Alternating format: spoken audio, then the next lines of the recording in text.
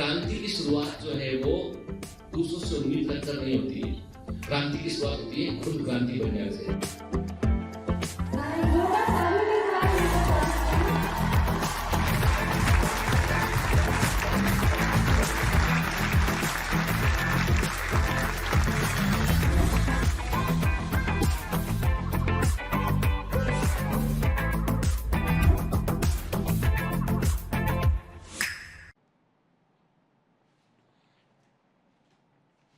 Hello commandos, welcome to biometrics classes online. I am doctor Jitendra Singh. तो चलिए बेटा, sexual reproduction in flowering plants में हम आगे बढ़ते हैं।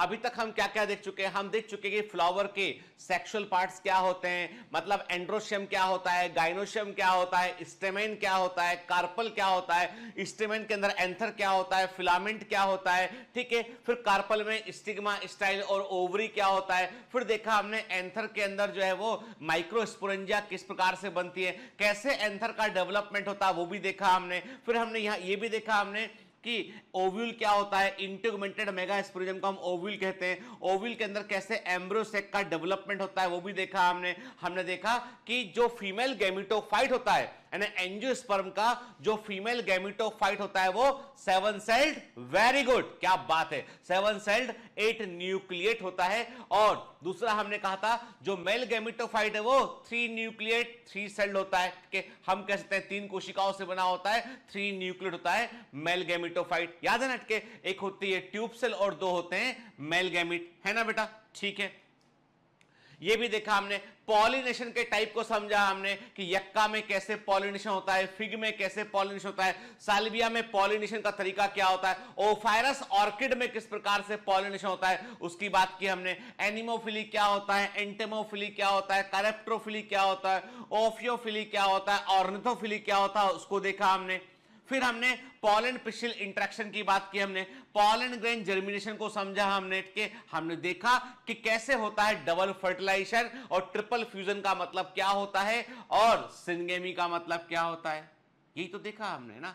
मतलब मैंने जो है वो सारे कोर पॉइंट आपके सामने रख दिए कि ये सब चीजें हमने अच्छे से पढ़ी हुई हैं। तो एक काम करते हैं, आज बेटा हम बात करेंगे, देखो ऑलमोस्ट हम डबल फर्टिलाइजेशन तक तो पहुंच चुके हैं। अब हम आगे बात करेंगे कि एम्ब्रियो का डेवलपमेंट कैसे होता है, एंडोस्पर्म का विकास कैसे होता है, क्यों एंडोस्पर्म एम्ब्रियो के बनने के पहले बन जाता है, इन सब चीजों पर हम बात करेंगे, ठीक है ना। लेकिन हमेशा की तरह इस बार भी सबसे पहले आप मेरे प्रश्नों का उत्तर देंगे, ठीक है ना। चलिए ठीक है, तो मैं आपसे कुछ क्वेश्चन करूंगा, उसका आपको आंसर देना है बेटा के। तो पहला क्वेश्चन आपसे यह है बेटा कि आपको बताना है the structure which provide nourishment, ठीक है, वो संरचना को बताना है जो पोषण प्रदान करती है किसको, to the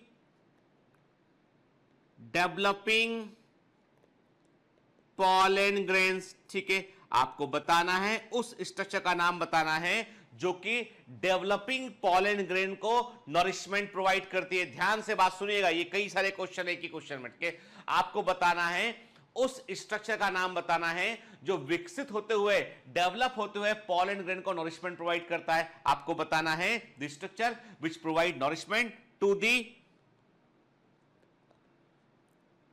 developing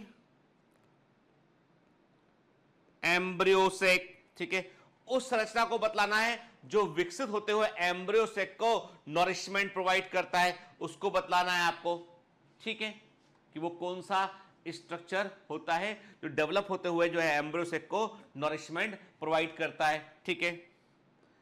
the structure which provide nourishment to the developing embryo, सोचिएगा ध्यान से बताइएगा, ठीक है, यानी उस संरचना को बताना है जो विकसित होते हैं एम्ब्रियो को नरिशमेंट प्रोवाइड करता है, ठीक है। The structure which provide nourishment to the developing seedling,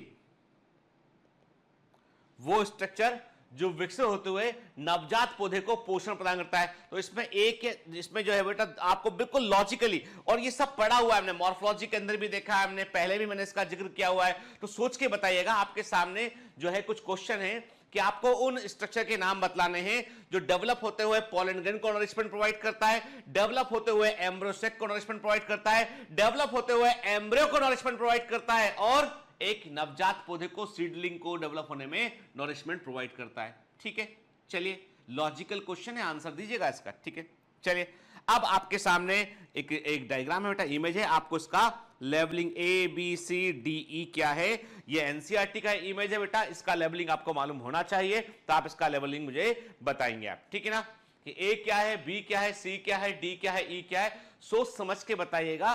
ठीक है, सही उत्तर करना है बेटा। ठीक है ना, एग्जाम में आते हैं ऐसे क्वेश्चन, इसलिए जो है उनके लिए तैयार रहिए।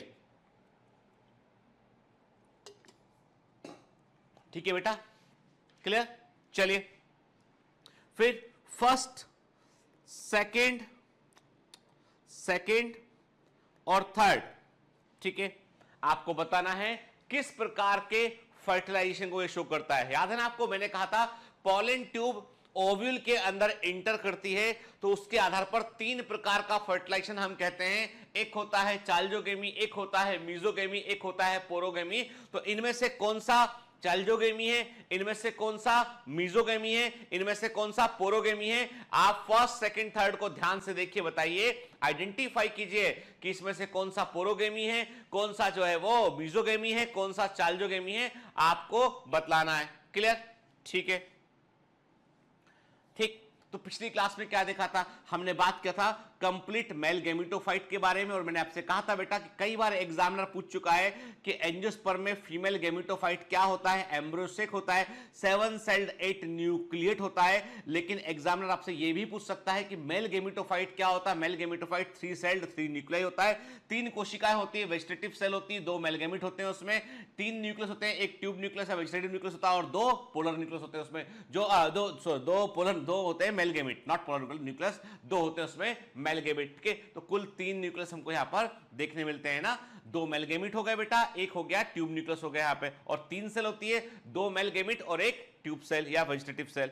ठीक है, तो देखिए, तो आप दूसरा जो ये जो इमेज देख रहे हैं ना बेटा, ये कंप्लीट मेल गैमेटोफाइट को रिप्रेजेंट करती है, कंप्लीट मेल गैमेटोफाइट को ये रिप्रेजेंट करती है, याद रखिएगा। ठीक है ना, चलिए फिर मैंने कहा था मेल गैमेट जो है वो उसे कैरी करती है कौन, पॉलन ट्यूब कैरी करती है, फिनोमिना को साइफोनोगेमी कहते हैं हम। ठीक है, और जैसे जैसे पॉलन ट्यूब आगे बढ़ती है वैसे वैसे जो ट्यूब न्यूक्लियस है, वेजिटेटिव न्यूक्लियस है, वो वेजिटेटिव सेल या ट्यूब सेल का न्यूक्लियस है, वो डिजेनरेट करने लगता है। केवल 2 मेल गैमेट जो है वो अंदर छोड़ दिए जाते हैं, कहां पर, सिनर्जिड सेल जहां पर होती है, जो परसिस्टेंट सिनर्जिड सेल होती है, वहां से ये पॉलन ट्यूब इंटर करती है। क्लियर, ठीक है, और जब इंटर करती है उसके बाद सिनर्जिड सेल वो डिजेनरेट कर जाती है।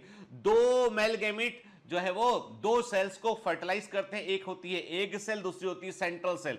एग सेल के न्यूक्लियस से फ्यूज करेगा, जाइगोट बनेगा। सेंट्रल सेल का न्यूक्लियस होता है सेकेंडरी न्यूक्लियस, या 2 पोलर न्यूक्लियाई होते हैं, उनको फ्यूज करेगा तो वो कहलाएगा ट्रिपल फ्यूजन कहलाएगा, उससे बनेगा प्राइमरी एंडोस्पर्म न्यूक्लियस बनेगा। ठीक है ना, क्लियर। तो हमने कहा था कि नवाशीन ने जो है वो फ्रिटिलेरिया और लिलियम प्लांट में, नवाशीन ने फ्रिटिलेरिया और लिलियम प्लांट में डबल फर्टिलाइजेशन को देखा था, और डबल फर्टिलाइजेशन केवल और केवल एंजियोस्पर्म में देखने मिलता है। एक फर्टिलाइजेशन कहलाता है सिनगेमी, दूसरा ट्रिपल फ्यूजन कहलाता है। जब सिनगेमी की बात करते हैं तो जाइगोट बनता है, और जब हम ट्रिपल फ्यूजन की बात करते हैं तो प्राइमरी एंडोस्पर्म न्यूक्लियस बनता है, जो कि एंडोस्पर्म को डेवलप करता है, जाइगोट एम्ब्रियो को डेवलप करता है। क्लियर, ठीक है, ठीक है बेटा, है ना।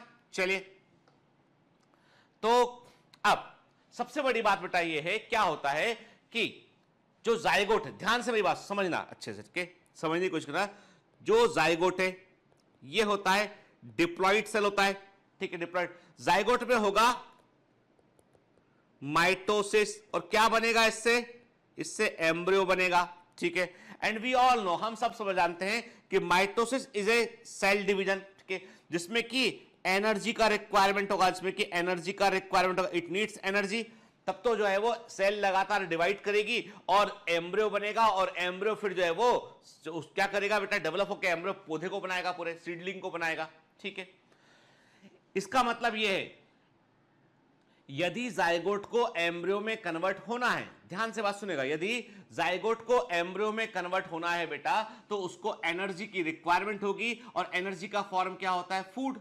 फूड से एनर्जी मिलेगी। अब कोई ना कोई ऐसा टिश्यू चाहिए पड़ेगा, कोई ना कोई ऐसा टिश्यू चाहिए पड़ेगा जो डेवलपिंग एम्ब्रियो को नरिशमेंट प्रोवाइड कर सके, जो कि विकसित होते हुए एम्ब्रियो को नरिशमेंट प्रोवाइड कर सके। और मैंने आपसे क्या कहा था? मैंने कहा था फर्टिलाइज्ड ओव्यूल सीड। सुनना बात को, एकदम दिमाग में क्लियर है। मैंने कहा था fertilised ovule is seed, fertilised ovary is क्या? फ्रूट। ठीक है ना बेटा? पढ़ा कि नहीं पढ़ा हमने पलट के? Fertilised ovary is fruit, fertilised ovule is seed. ठीक है ना? अब बॉटनी में सीड के लिए क्या वर्ड यूज करते हैं? स्पर्म। तो सीड के अंदर हमको बॉटनी में स्पर्मेटोफाइटा, मतलब वो प्लांट जिनमें सीड होते हैं। जिम्नोस्पर्म, जिम्नो मतलब नेकेड, स्पर्म मतलब सीड, ऐसे प्लांट जिनमें नेकेड सीड होते हैं, ओवरी नहीं होती है, जिम्नोस्पर्म। ठीक है? तो जूलॉजी से कंफ्यूज मत करना। अभी मैंने क्या कहा? स्पर्म मायने की, बॉटनी में हमने कहा सीड कहा हमने, और हमने क्या कहा आपसे? हमने कहा कि सीड के अंदर हमें कुछ ऐसा फूड मटेरियल भरना पड़ेगा। सुनिए ध्यान के, सीड के अंदर हमें कुछ ऐसा फूड मटेरियल भरना पड़ेगा जो कि डेवलपिंग एम्ब्रियो को नरिशमेंट प्रोवाइड कर सके। जब जाइगोट एम्ब्रियो में कन्वर्ट हो तो उसको एनर्जी मिल सके। तो क्या कहा हमने? कहा अच्छा स्पर्म मतलब सीड, इसके अंदर मतलब एंडो, अंदर भरना पड़ेगा फूड। तो क्या बोल दिया इसको हमने? हमने कहा कि सीड के अंदर जो फूड भरा हुआ है, जो उसे हमने एंडोस्पर्म कहा हमने। ठीक है? क्लियर? टर्मिनोलॉजी साफ साफ कहती है कि मैं सीड के अंदर भरा हुआ फूड हूं, पर यह फूड किसके लिए है? This food is for developing embryo. ये डेवलपिंग एम्ब्रियो के लिए है। एम्ब्रियो चाहे तो पूरा खा जाए, एम्ब्रियो चाहे तो पूरा खा जाए, फिर सीड में बचेगा ही कुछ नहीं। एम्ब्रियो डेवलप पूरा हो चुका है, या कुछ हिस्सा खा ले बाकी छोड़ दे। इसीलिए जो सीड होते हैं वो दो तरह के होते हैं। एक नॉन एंडोस्पर्मिक सीड, जिसमें कि एम्ब्रियो ने सब कुछ खा लिया, एम्ब्रियो ग्रो कर गया, सीड में एंडोस्पर्म खत्म हो गया, नॉन एंडोस्पर्मिक सीड। दूसरे वो सीड होते हैं जिनमें एम्ब्रियो ने थोड़ा सा खाया तो बाकी एंडोस्पर्म बचा रह गया। जाहिर सी बात है, अब कोई पूरा खाएगा तो क्या होगा? वो अच्छा खासा तगड़ा हो जाएगा। वो होगा कि नहीं होगा? होगा। तो नॉन एंडोस्पर्मिक सीड में एम्ब्रियो के पास फूड इकट्ठा हो जाएगा, एक्स्ट्रा फूड अपने अंदर इकट्ठा कर लेगा। तो उसके पास जो फूड इकट्ठा होगा, जब एम्ब्रियो से सीडलिंग बनेगा तब वो काम आएगा। वो फूड कहां इकट्ठा होता है? वो फूड कहां इकट्ठा होता है? कॉटिलिडन्स में इकट्ठा होता है ना बेटा? जिनको हम बीज पत्र कहते हैं, कॉटिलिडन कहते हैं, वो भी फूड होते हैं। भाई आप चना खाते हो, जो चना खाते हो कॉटिलिडन है, मूंगफली खाते हो वो कॉटिलिडन है, यानी उसमें जो हिस्से दो निकालते हो ना आप, मूंगफली ग्राउंडनट देखना, आप छिलका निकालिए, देखिए उसको, दोनों हिस्से उसके कॉटिलिडन है, और ऊपर छोटा सा जो टिप दिखाई पड़ता है वही एम्ब्रियो है, एक्चुअल एम्ब्रियो वही है। ठीक है? तो कहने का मतलब है कि यदि जाइगोट से हमको एम्ब्रियो बनाना है तो पहले तो हमें प्रबंध करना पड़ेगा। अरे भाई आप चाहते हो कोई घर में मेहमान आए तो पहले खाना बना के रखोगे कि नहीं रखोगे? आप खिलाना पड़ेगा ना उसे। तो जाइगोट से एम्ब्रियो बनने के लिए कि पहले हमें ऐसा कुछ करना पड़ेगा कि फूड इकट्ठा हो जाए। कहां पर? जहां पर कि जो है वो एम्ब्रियो का विकास होना है सीड के अंदर, ओव्यूल के अंदर। ठीक है? तो वो कैसे बनेगा? अब सुनिए बात ध्यान से। जब फर्टिलाइजेशन हुआ दो चीजें बनी वहां पे, प्राइमरी एंडोस्पर्म न्यूक्लियस बना और जाइगोट बना। जाइगोट कुछ समय रुकेगा। जाइगोट को मालूम है यदि मैंने तुरंत डिवाइड कर दिया ना तो फूड नहीं मिल पाएगा, क्योंकि फूड कम है यहां पे। तो जाइगोट एक रेस्टिंग पीरियड में जाएगा और उसके बाद फिर वो जर्मिनेट करेगा। तब तक क्या होगा? तब तक प्राइमरी एंडोस्पर्म न्यूक्लियस तेजी से डिवाइड करेगा। प्राइमरी एंडोस्पर्म न्यूक्लियस तेजी से डिवाइड करेगा और पूरी जगह भर देगा, वो फूड बना देगा, और वही फूड है एंडोस्पर्म। वही फूड होता है एंडोस्पर्म। क्लियर? और प्राइमरी एंडोस्पर्म न्यूक्लियस क्या होता है? ट्रिप्लाइड होता है। तो एंडोस्पर्म भी क्या होगा? ट्रिप्लाइड होगा। ठीक है? क्लियर? चलिए क्या लिखा देख अब ध्यान। अब हम पढ़ने वाले हैं बेटा एनसीईआरटी के अकॉर्डिंग बात कर रहे हैं हम। पोस्ट फर्टिलाइजेशन के बाद क्या हुआ, क्या स्ट्रक्चर्स बने यहां पे, क्या इवेंट हुए यहां पे। फॉलोइंग डबल फर्टिलाइजेशन, दो इनिशिएशन के बाद आपको कहा था मैंने, डबल फर्टिलाइजेशन में 5 न्यूक्लियस भाग लेते हैं, सिंगेमी में 2, ट्रिपल फ्यूजन में 3। ठीक है? डबल फर्टिलाइजेशन के बाद क्या होता है? Events of endosperm and embryo development, maturation of ovule into seed and ovary into fruit are collectively called post fertilisation event के। यानी फर्टिलाइजेशन के बाद होने वाली घटनाएं क्या क्या होती है बेटा? फर्टिलाइजेशन के बाद होने वाली घटनाएं होती हैं कि एंडोस्पर्म बनेगा, एम्ब्रियो बनेगा, ओव्यूल का सीड में डेवलपमेंट होगा, ओवरी का फ्रूट में विकास होगा, वो सब पोस्ट फर्टिलाइजेशन इवेंट्स के अंतर्गत आएगा बेटा। ठीक है, क्लियर? अब एंडोस्पर्म हमेशा एम्ब्रियो के डेवलपमेंट से पहले बनता है। क्यों बनता है बताओ? क्यों बनता है बताओ? अरे भैया, फूड कौन देगा? भोजन। सबसे important word, food means energy, है ना बेटा? कहां से एनर्जी आएगा? देना पड़ेगा उसको, तब तो एम्ब्रियो जो है ग्रो कर पाएगा। क्लियर? ठीक है, आंसर मिला। पेन का मतलब क्या? Primary endosperm nucleus. पेन का मतलब क्या? प्राइमरी एंडोस्पर्म न्यूक्लियस के। तो देखिए, सिंपल सी बात है कि भोजन का बंदोबस्त करना है तो प्राइमरी एंडोस्पर्म न्यूक्लियस डिवाइड करना शुरू किया उसने, एंडोस्पर्म को बनाया उसने, लगातार पूरा उसका पूरा। तो इसमें सबसे पहले क्या होगा? इसमें सबसे पहले जो है वो प्राइमरी एंडोस्पर्म न्यूक्लियस जो है वो रैपिडली डिवाइड करेगा। हो सकता है कई बार क्या होता है, कई बार हमें बहुत अधिकांश प्लांट में हमको फ्री न्यूक्लियर डिवीजन देखने मिलता है। फ्री न्यूक्लियर डिवीजन का मतलब क्या? जब हम बोलते हैं फ्री न्यूक्लियर डिवीजन, इसका मतलब ये होता है बेटा, पहले प्राइमरी एंडोस्पर्म न्यूक्लियस जो कि ट्रिप्लॉइड होता है, 3n होता है, लगातार डिवाइड करें। 1 से 2 न्यूक्लियस, 2 से 4 न्यूक्लियस, 4 से 8 न्यूक्लियस, 8 से 16 न्यूक्लियस, 16 से 32 न्यूक्लियस, 32 से 64 न्यूक्लियस, 64 से 128 न्यूक्लियस, 128 से 256 न्यूक्लियस, 256 से 512 न्यूक्लियस, 512 से 1024 nucleus, and then 2048 and so on.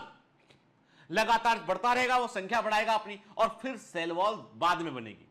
पहले न्यूक्लियस रैपिडली डिवाइड करेगा और फिर एक साथ सेल वॉल का बनना शुरू, और सेल वॉल का बनना शुरू होगा पेरीफेरी से सेंटर की ओर शुरू होगा।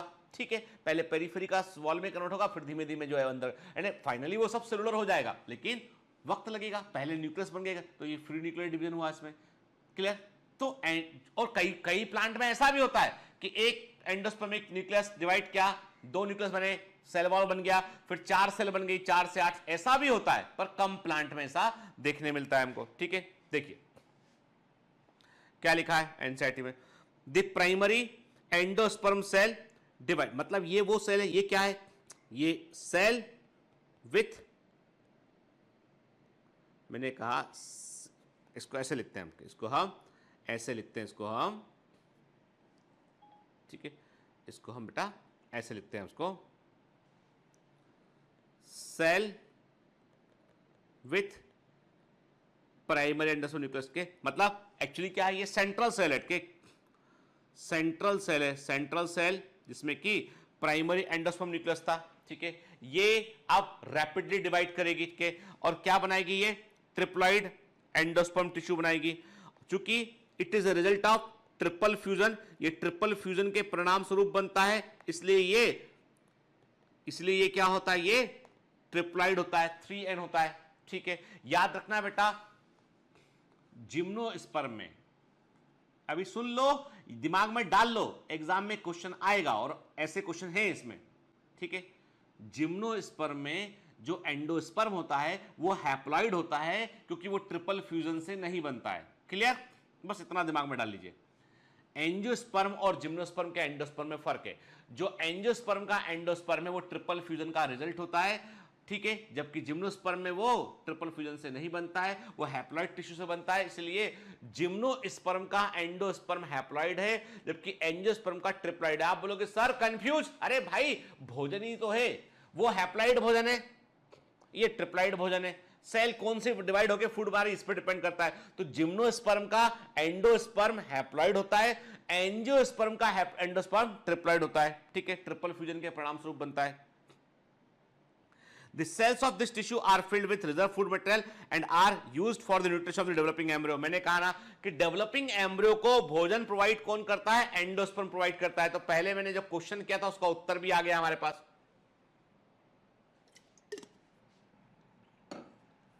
ठीक है बेटा, है ना?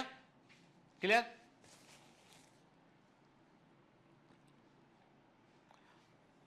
The most common type of endosperm development, the क्या होता है, मैंने आपको बताया कि सबसे कॉमन टाइप एंडोस्पर्म डेवलपमेंट क्या होगा, न्यूक्लियस लगातार डिवाइड करेगा, फ्री न्यूक्लियर डिवीजन होगा। The primary endosperm nucleus undergoes successive nuclear division to give rise to free nuclear, ठीक है। The stage of endosperm development is called the free nuclear endosperm बोलेंगे इसको के। इसके बाद में सेल वॉल बनेगा और एंडोस्पर्म जो है वो सेलुलर हो जाएगा। सेल वॉल का बनना पेरिफेरी से सेंटर की ओर होगा के।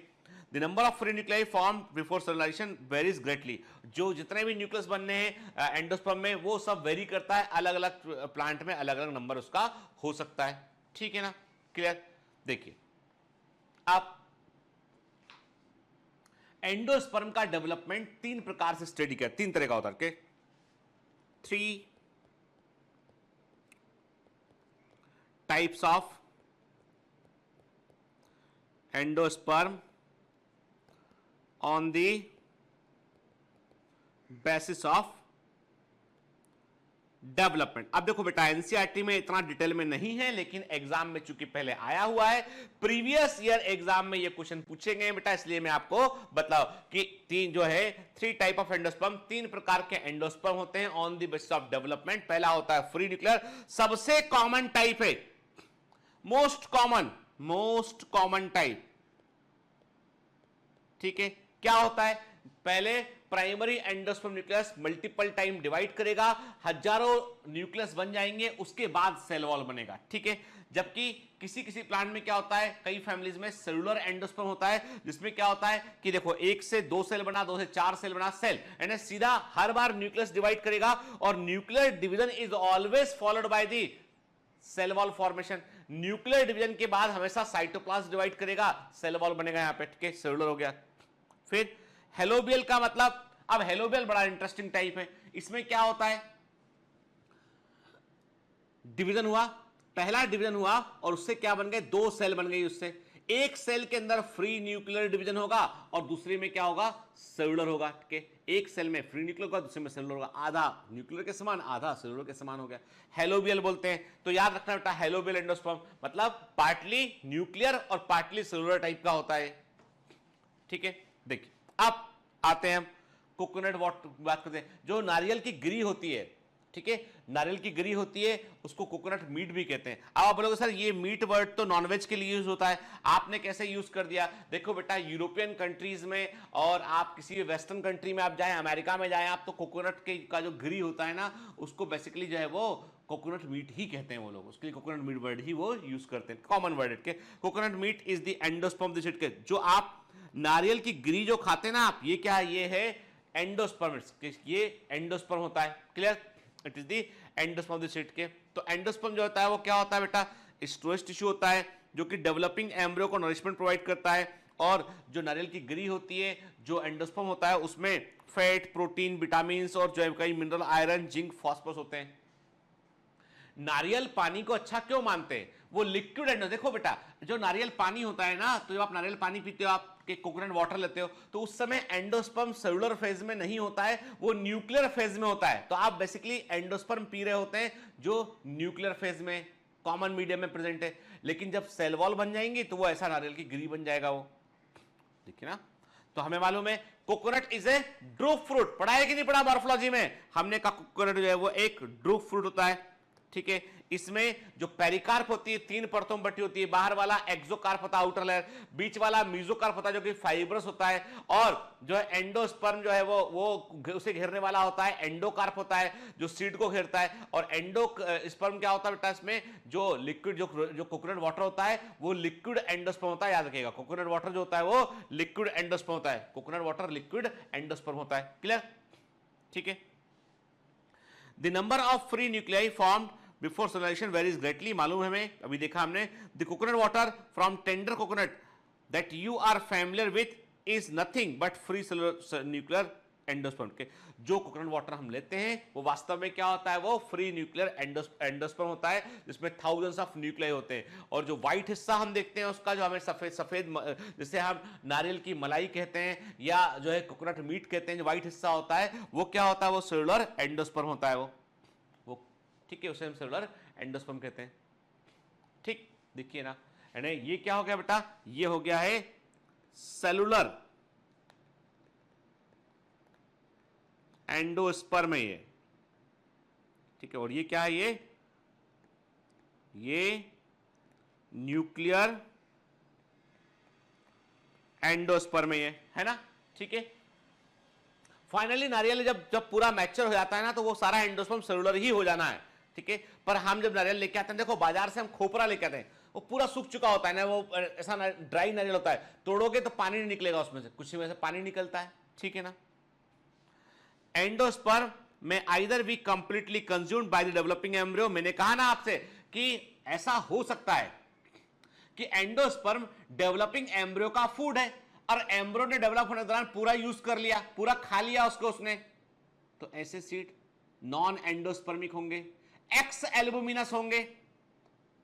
एल्बुमेन एंडोस्पर्म को कहते हैं, मॉर्फोलॉजी में पढ़ाया हुआ आपको मैंने, ठीक है। तो क्या होंगे, वो नॉन एंडोस्पर्मिक होंगे, एक्स एल्बुमिनस होंगे। उनमें जो भी फूड इकट्ठा होगा अब आगे के लिए सीडलिंग के विकास के लिए जो भी फूड इकट्ठा होगा, वो फूड कहां इकट्ठा होगा बेटा, वो फूड इकट्ठा होगा किसमें, वो कॉटिलिडन में इकट्ठा होगा, वो फूड कॉटिलिडन के अंदर वो फूड इकट्ठा होगा, क्लियर, ठीक है। कॉटिलिडन में फूड इकट्ठा होगा तो डेवलपिंग सीडलिंग को नरिशमेंट प्रोवाइड करेगा, ठीक। क्या लिखा है इसमें, एंडोस्पर्म को कंप्लीटली कंज्यूम करते हैं, मटर में होता है, ग्राउंडनट में होता है, बीन्स में होता है बिफोर सीड मैच्योरेशन। और कभी कभी कुछ सीड में क्या होता है, कुछ सीड में ये होता है बेटा कि जो एंडोस्पर्म होता है वो मैच्योर सीड में बचा रह जाता है, जैसे कि कोकोनट में, कैस्टर में, ठीक है। और अब जो बचा रह गया फूड, उसको बाद में जब सीड जर्मिनेट होगा तब उसको यूज कर लेंगे, है ना। तब देखो सिंपल सी बात है, मतलब कुल मिलाकर जो डेवलपिंग सीडलिंग है उसको चाहिए फूड। अब फूड कहां से आता है इससे मतलब नहीं है, यदि तुम्हारे पास एंडोस्पर्म है तो उससे फूड दे दो, नहीं है तो कॉटिलिडन का फूड दो, तब तो ग्रो कर पाएगा वो। तो कैस्टर सीड की बात करें, कोकोनट सीड की बात करें, उनमें जो डेवलपिंग सीडलिंग के लिए भी जो भोजन है वो एंडोस्पर्म ही होता है। मतलब डेवलप होने का एम्ब्रियो ने डेवलप हुआ, लेकिन तब भी फूड बचा रह गया, वो एंडोस्पर्म प्रेजेंट रहेगा। तो ऐसे सीड को हम एंडोस्पर्मिक सीड बोलेंगे, ठीक है। मजे की बात यह भी है कि कई बार क्या होता है, कई बार ओव्यूल के अंदर, ओव्यूल क्या बनेगा बेटा, सीड बनेगा। सीड में कई बार रिमेन्स ऑफ न्यूसिलस रह जाते हैं, सुनिएगा ध्यान से, सीड में कई बार रिमेन्स ऑफ न्यूसिलस के, रिमेन्स ऑफ न्यूसिलस, न्यूसिलस का टिश्यू बचा रहता है। अब ये क्या था न्यूसिलस, याद करो, भूलो नहीं। न्यूसिलस जब शुरुआत में यंग ओव्यूल था तो उसमें जो टिश्यू अंदर भरा था वो न्यूसिलस था कि नहीं था। न्यूसिलस ने डेवलपिंग एम्ब्रियो सेक को नरिशमेंट प्रोवाइड किया था, ठीक है ना। जब मेगा स्पोर से एम्ब्रियो सेक बन रहा था तो फूड कहां से आया था, न्यूसिलस से आया था। तो कई बार कुछ सीड में न्यूसिलस के रिमेन बचे रहते हैं और इन रिमेन्स को बोलते हैं हम, सीड के अंदर इनको बोलते हैं हम पेरीस्पर्म। क्या बोलते हैं हम, पेरीस्पर्म कहते हैं। हमें काली मिर्ची में, ब्लैक पेपर में ये देखने मिलता है, ब्लैक पेपर में हमको ये देखने मिलता है, याद रखिएगा, ब्लैक पेपर में ये हमको देखने मिलता है।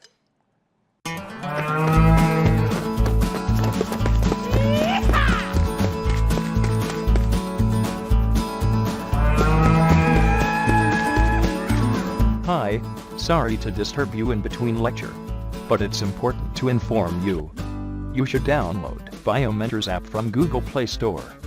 We need your support, so please take subscription to become an official commando of Biomentors. Bye bye. Continue your lecture.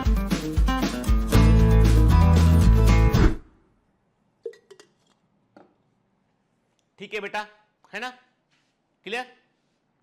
तो रिमेन्स ऑफ न्यूसिलस जो सीड में बचा रहता है उसे पेरिस्पर्म कहते हैं, ठीक है। देखो नॉन एंडोस्पर्मिक और एंडोस्पर्मिक सीड में देखिए आप, जो नॉन एंडोस्पर्मिक सीड है उसमें एंडोस्पर्म नहीं होगा, उसमें फूड इकट्ठा होगा कॉटिलिडन्स के अंदर, जबकि जो एंडोस्पर्मिक सीड होगा उसमें फूड इकट्ठा रहेगा, एंडोस्पर्म में ही फूड इकट्ठा रहेगा, कॉटिलिडन छोटा सा रह जाएगा, शील्ड के समान रह जाएगा, एक कवच के समान हमें कॉटिलिडन छोटा सा दिखाई पड़ेगा, इसे हम स्कूटेलम बोलते हैं। क्या बोलते हैं, स्कूटेलम बोलते हैं। तो मेज का बीज देख रहे हैं आप और बीन का बीज देख रहे हैं, दोनों में फर्क है ना, ठीक है। चलिए, तो टाइप ऑफ एंडोस्पर्म मैंने कहा डेवलपमेंट के आधार पे तीन तरह के होते हैं। न्यूक्लियर एंडोस्पर्म, इसमें मैंने आपको बताया ऑलरेडी बेटा, न्यूक्लियस प्राइमरी एंडोस्पर्म न्यूक्लियस लगातार डिवाइड करेगा और जो है बाद में सेल वॉल का फॉर्मेशन पेरिफेरी से सेंटर की ओर होगा के, और इसका एग्जांपल ऑलरेडी दिया हुआ है बेटा एनसीईआरटी में भी। तो हमने कहा कि जो कोकोनट है, उसके अलावा हमें कुछ एग्जांपल दिमाग में रखने का, कॉटन के अंदर भी होता है, मक्का के अंदर भी होता है, कॉटन के अंदर भी होता है ये, और मेज के अंदर भी होता है न्यूक्लियर एंडोस्पर्म, कॉटन में भी होता है और मेज के अंदर भी होता है, ठीक है, याद रखिएगा।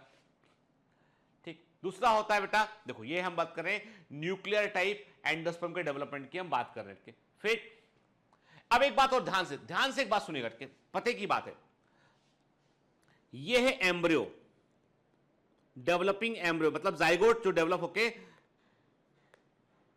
ठीक है, जो डेवलप होके एम्ब्रियो बना रहा है वो दिखाई पड़ रहा है। आप गौर से देखिए, जैसे जैसे एम्ब्रियो का डेवलपमेंट हो रहा है उसको एंडोस्पर्म के अंदर धका रहे हैं कि नहीं धका रहे हैं? देखिए आप, थोड़ा अंदर आया, थोड़ा और अंदर आया, और अंदर आया, और अंदर धस गया ये। तो मतलब ऐसे एम्ब्रियो के डेवलपमेंट बोलते हैं एंडोस्कोपिक एम्ब्रियो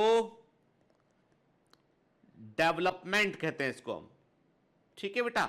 जब कभी भी एम्ब्रियो का विकास होता है और एम्ब्रियो को हम एंडोस्पर्म के अंदर धकाते हैं, एम्ब्रियो को हम एंडोस्पर्म के अंदर धकाते हैं, उसे एंडोस्कोपिक एम्ब्रियो डेवलपमेंट कहते हैं।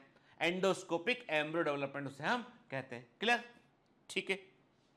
फिर सेलुलर एंडोस्पर्म, मैंने आपसे कहा किसमें क्या होगा बेटा, इसमें होगा ये कि हर बार जब भी न्यूक्लियस डिवाइड करेगा, प्राइमरी एंडोस्पर्म न्यूक्लियस डिवाइड करेगा, उसके बाद इमीडिएटली सेल वॉल का फॉर्मेशन होगा, हर बार इक्वल साइज के चैम्बर बनेंगे, और उसके बाद क्या होगा बेटा, उसके बाद जो है वो मल्टी सेलुलर एम्ब्रियो, जो शुरू से एंडोस्पर्म जो है उसमें आपको फ्री न्यूक्लियर कंडीशन देखने नहीं मिलेगी, लिक्विड फेज देखने नहीं मिलेगी, सीधा वो सेलुलर हमको दिखाई पड़ेगा।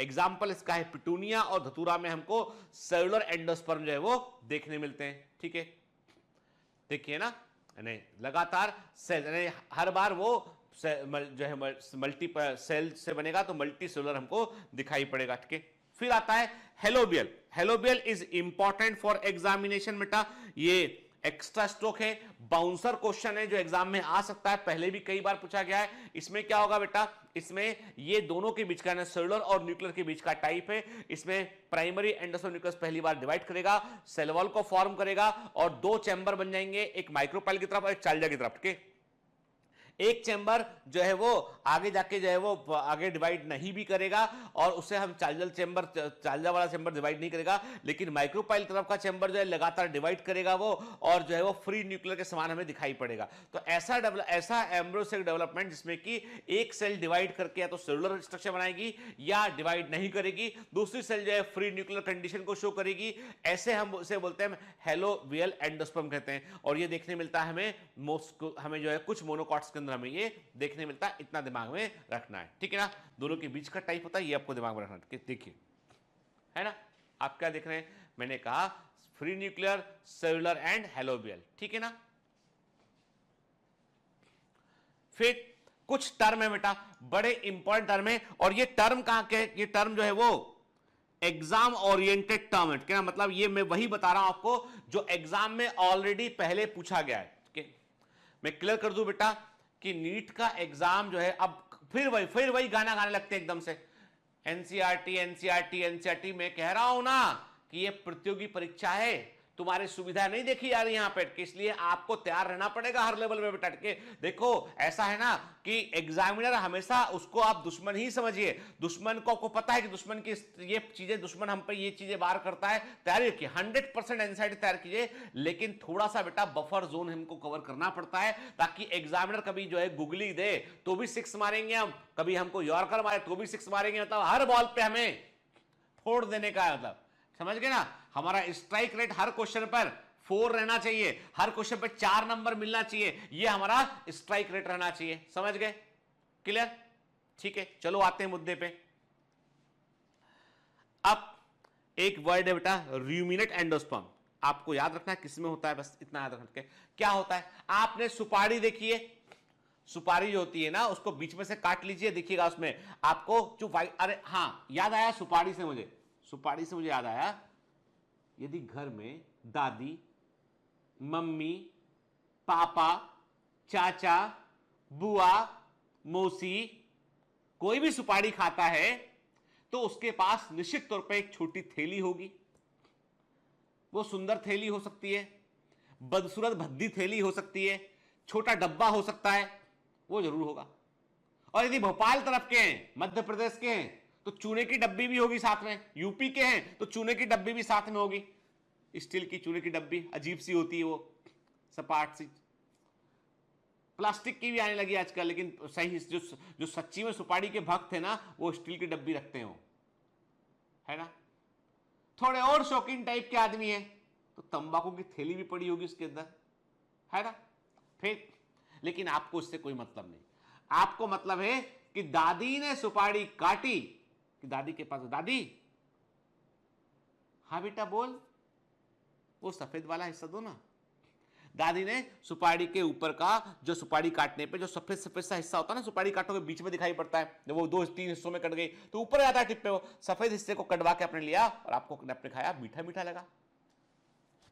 मैंने तो खाया भाई, मेरी नानी, मेरी दादी, मेरी मम्मी, सब सुपारी खाना। ये जो है ना, भोपाल के जो मध्य भारत के जो लोग हैं ना, इन्हें सुपारी से बहुत प्रेम है इनके।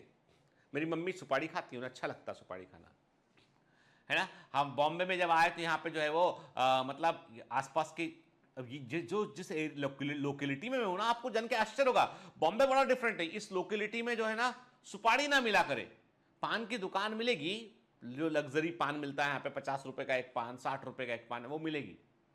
मुच्छड़ पान वाला बहुत फेमस है बॉम्बे के अंदर, गूगल करोगे आपको मिलेगा। मुच्छड़ पान वाला जो है, ऐसी बड़ी मूछे वाला एक आदमी जिसने पान की दुकानें खोली, वो बहुत बड़ा आदमी है, बहुत बड़ा आदमी है, बहुत फेमस है। लोग बताते हैं, मालूम नहीं कितनी सच्चाई, लोग कहते हैं कि जब पान बनते हैं उसके यहाँ पे, तो उसने एक फ्लेट ले रखा बॉम्बे में, जहां पर लाइन से पान रख दिए जाते हैं और फिर मशीनों से पान के ऊपर छिड़काव होता है, कत्थे का, चूने का, तो स्प्रे कर देगा उनके ऊपर, मशीनें स्प्रे कर देंगी, उसके ऊपर रखा जाएगा। फिर वो उनके वर्कर जो एक एक करके पान को जो है वो करके वो बना के रखता पान। जगह हजारों पान की बिक्री होती होगी एक दिन में उसकी।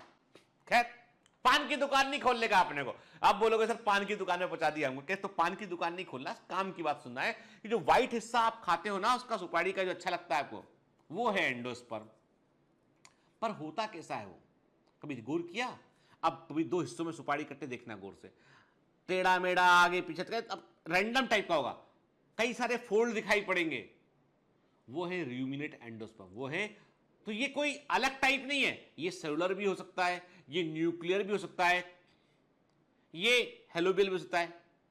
पर खास क्या है, भारत के वैज्ञानिक ने खोजा, पेरियास्वामी, मतलब यही तो मजे की बात है कि भारत के वैज्ञानिक का कि पेरियास्वामी ने जो है वो बताया, रूमिनेट एंडोस्पर्म के बारे में बताया उनके, और ये एंजियोस्पर्म की 32 फैमिली में देखने मिलता है, और इसका सबसे अच्छा एग्जांपल होता है फैमिली एनोनेसी और पामी में हमको ये देखने मिलता है। ठीक है, इसमें जो है इरेगुलरिटी होती है, अनइवननेस होती है मैच्योर एंडोस्पर्म के अंदर, ये है रूमिनेट एंडोस्पर्म। ठीक है ना, याद रखें। ठीक है, अनइवन इनर सरफेस होती है, ये देखिए, ये है रूमिनेट एंडोस्पर्म। ठीक है, जब सुपारी पूरी डेवलप हो जाएगी ना, तो ये पूरा हिस्सा ब्राउन, ये पूरा हिस्सा जो है वो ब्राउन ब्राउन ब्राउन हो जाएगा पूरा हिस्सा के, और बीच में केवल छूट जाएगा ये।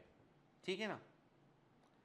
फिर आते हैं मोज़ेक एंडोस्पर्म, ये भी कोई फोर्थ टाइप नहीं है, उन्हीं तीनों में से एक होगा, लेकिन ये इसकी टर्मिनोलॉजी अलग है। मोज़ेक एंडोस्पर्म क्या होता है, ये हमको देखने मिलता है मक्का में, देखने मिलता है मेज में। वेबर ने बताया इसके बारे में, और इन्होंने बताया कि इस ऐसा एंडोस्पर्म में जो टिश्यू होता है उसमें अलग अलग कलर दिखाई पड़ते हैं, अलग अलग कलर दिखाई पड़ते हैं, वो डिफरेंट कलर दिखाई पड़ते हैं। हालांकि बाद में मालूम चला कि इसका जेनेटिक रीजन होता है, और इसका जेनेटिक रीजन जो होता है वो होते हैं जंपिंग जीन्स। जंपिंग जीन्स इसके कारण होते हैं, जिसके कारण अलग अलग कलर प्रोड्यूस होता है। देखिए, ठीक है, ये मोज़ेक एंडोस्पर्म है। ठीक, टर्मिनोलॉजी याद रखना है। फिर एक टर्म जो एग्जाम में अक्सर पूछ ली जाती है वो है जीनिया, मेटाजीनिया। जीनिया क्या होता है, मेटाजीनिया क्या होता है? तो बिल्कुल सिंप्लीफाइड तरीके से एक लाइन याद रखेंगे, क्योंकि ये जो वर्ड है ना, ये +4 नंबर है बाउंसर वाला। मेटाजीनिया +4 नंबर है बाउंसर वाला। के मतलब ये कलाबाजी करतब करना आना चाहिए कि एग्जाम ने पूछा जीनिया क्या, तो ये नहीं बोलेंगे कि हमको नहीं आता, इससे नहीं हमारा वास्ता, तो ये नहीं बोलना भैया ऐसा है कि मेरी जहां मुझे खबर है, कहां तेरी ये नजर है, मेरी जान मुझे खबर है, कहां तेरी ये नजर है। आप पता होना चाहिए कि भैया तो पूछेगा, हमारे को मालूम है, सर ने बताया था जीनिया का मतलब ये है कि effect of pollen grain on the endosperm के डेवलपमेंट पर जो पोलन ग्रेन का प्रभाव पड़ता है उसे जीनिया कहते हैं। और इस टर्म को पहली बार फॉक ने यूज किया था, मक्का में इसको देखा गया था। और यदि मान लो जो पोलन ग्रेन है वो एंडोस्पर्म के अलावा किसी और टिश्यू के डेवलपमेंट पर अपना असर डालता है, उसे मेटाजीनिया कहते हैं। अब चाहे तो हम जीनिया के जेनेटिक्स में डिटेल में जा सकते हैं, पर हम नहीं जाएंगे, हमें नहीं जाना, क्योंकि मैं चाहूं तो आपको अभी 15-20 मिनट आपका जो है वो ले सकता हूं जीनिया की जेनेटिक्स समझाने में, पर आप उसको अवॉइड कर दीजिए। अभी दिमाग में इतना समझ लीजिए कि जीनिया का मतलब है पोलन ग्रेन का इफेक्ट जो एंडोस्पर्म के डेवलपमेंट पे होता है और एंडोस्पर्म के अलावा कहीं और होता है तो वो मेटाजीनिया है। ठीक है, क्लियर, तो वो मेटाजीनिया बेटा, ठीक है ना। मेटाजीनिया टर्म को जो है दिया था स्विंगल ने, मेटाजीनिया टर्म को स्विंगल ने दिया था, डेट पाम में, खजूरों में देखा गया। अब देखो बेटा, इतना याद रखना बस, यदि अब एक क्वेश्चन, एक जेनेटिक्स का क्वेश्चन है, एक जेनेटिक्स का क्वेश्चन दे रहा हूं आपको मैं, दिमाग में डाल लो। यदि फीमेल प्लांट का जीनोटाइप है स्मॉल वाई, फीमेल प्लांट का जीनोटाइप है, मेल प्लांट का जीनोटाइप है कैपिटल वाई, मेल प्लांट का जीनोटाइप है। सुनिएगा ध्यान से, हुजूर गौर फरमाइएगा, यह है कि फीमेल प्लांट का जीनोटाइप है स्मॉल वाई, मेल प्लांट का जीनोटाइप है कैपिटल वाई।